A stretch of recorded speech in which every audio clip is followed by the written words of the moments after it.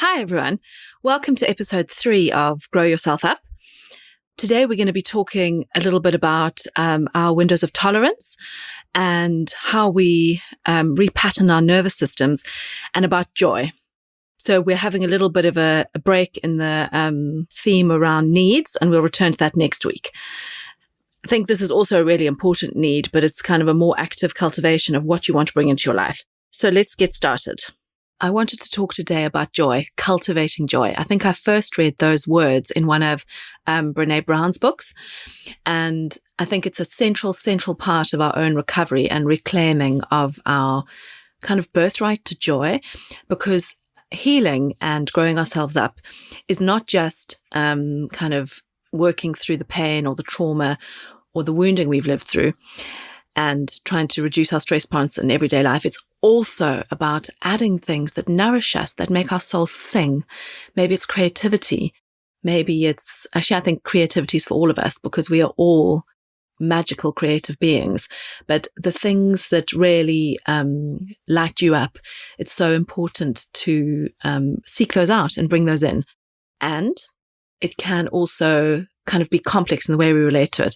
So I've had a long-running challenge on Instagram, which I call, are you widening your window or are you setting yourself up?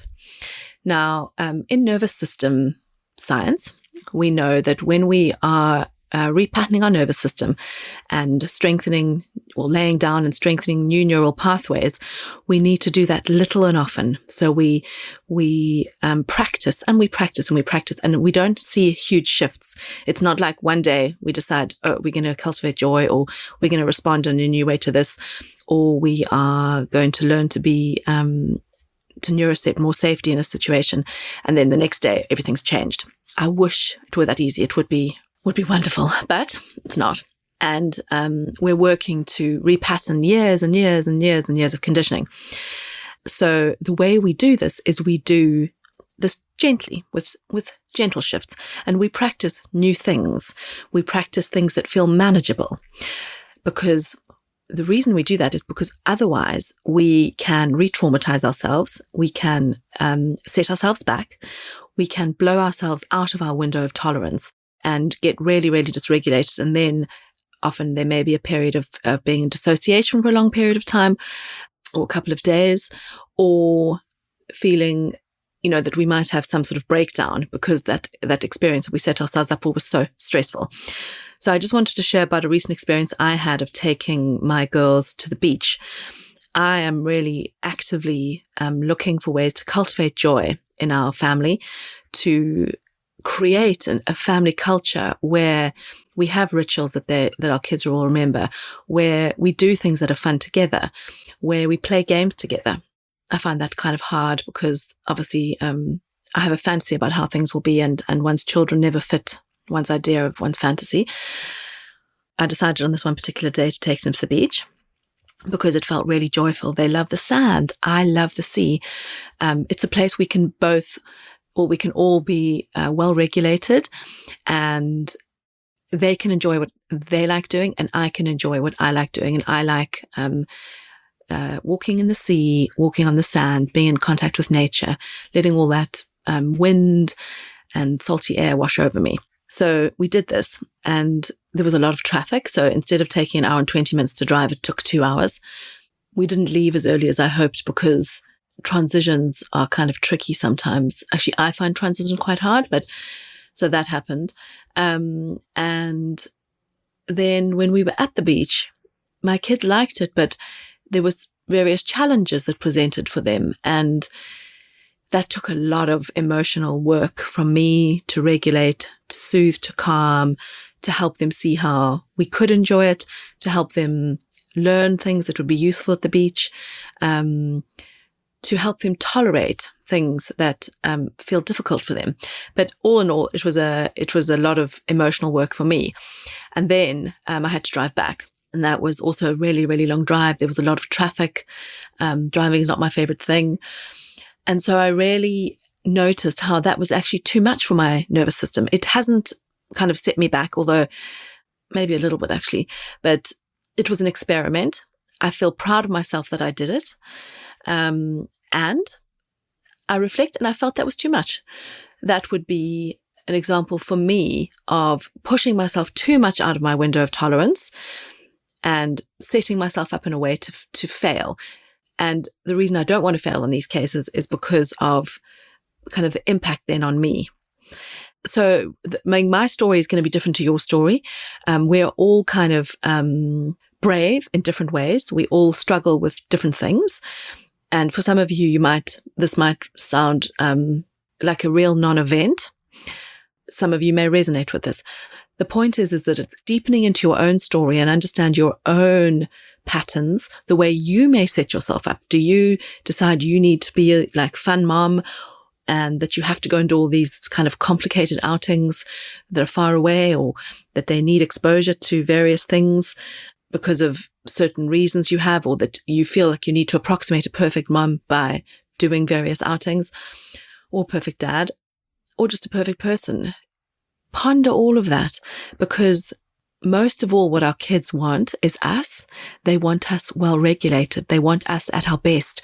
And if we are setting ourselves up to fail constantly in this fantasy pursuit of being the perfect mom who does all the outings, then that's not going to put us in our best state to parent. We will then be parenting from one of our survival states. I remember when our girls were 3, I took them to the aquarium in London. And I look back and I think, why did I do that? What was I trying to achieve? Would they even appreciate the fish? And I had this idea that we'd walk around in the aquarium and we'd look and everything, and they would appreciate the colors. I primarily wanted a lot of beautiful tropical colors because I love color. And actually the London Aquarium is quite, it's got some very small passageways and places. So it's kind of quite crowded, I found, and sort of small. And also they've got a lot of flashing lights. It felt like a disco in some places. And my girls, what they really wanted to do was to dance in the light and to jump on where the lights were flashing on the floor. And as I say that now, I can hear how much joy it brings me to reflect on that. And I can hear my voice changes as I have that memory. And at the time, I was not able to see that. I felt annoyed that they weren't appreciating the fish. I needed them to be a certain way to demonstrate to me that they were kind of appreciative of this outing. And there's so much entanglement in that projection around them validating me being a good mom, me looking for evidence that I'm being a good mom, and all of this good is in inverted commas. Again, that pressure of how you need to be so that we can say things okay. And really, it was a beautiful day. They danced. They loved seeing some of the fish that they looked at. There were indeed some beautiful colored fish. They loved seeing those, and they loved this, the kind of light displays more than anything. And I really have to hold on to that lesson that our kids will take from experiences what they will. We don't need to control or impose on them what we think they need to take from experience. And setting ourselves up for things that are too much of a stretch for our nervous system will mean we won't enjoy it, and they're much more likely not to enjoy it too, because they're going to pick up on our stress. They will be, from moment to moment, they will be picking up on our levels of anxiety, our levels of activation. So I think, outings, cultivating joy, simple things are often where we can cultivate the most joy, because the joy actually often creeps up on you, and suddenly you realize how beautiful something is and what a beautiful experience is actually you're living through in that moment, and that it was simple. I find those moments happen when I'm in a beautiful park, when I'm grounding with my girls, when we're having a moment of playing, when I'm throwing the ball to them, when we are watching someone else drive a remote controlled car and they love watching that, or chasing the car actually, when we enjoy watching a bee together or someone fly their kite. Anything that's often not planned cultivates joy for me. But I notice when I create opportunities that are simple. I planted some pot plants out with my children recently, and we also bought them each a geranium to plant. And that was, we all knelt in the garden. We have some astroturf in our garden. We knelt on that. We repotted these plants. they told me how to do it, that I should dig a little hole and then put the plant in and then move it then. And they told me I didn't need to help them when they were doing it. It was really beautiful bonding, and it was joyful. It was very joyful, and it came from a very simple place, and there was a lot of connection. So as you go through your days, as you ponder this week on your family, what you want to bring into your life, what feels important to you, what are your values? Think about the joy that you may have had as a child. Is there some of that you want to share with your children? Think about outings which have felt really hard. Notice, was that too complicated? Did you need more support? Were you out for too long? Were you too ambitious? And all of these things are learning. We're being gentle with ourselves on this kind of journey. I'd love to hear your thoughts on this. And what do you notice about how you kind of tolerate big shifts or kind of very big, brave outings? What happens for you? And as always, there'll be journal questions that can be sent out after this. So if you go and subscribe to the Psychotherapy Mum mailing list, either on psychotherapymum.com, or you can go via Instagram, psychotherapy_mum. And I'll be sending out questions for you to deepen into your own inquiry so that you can see what comes up for you around this. Thanks for being here.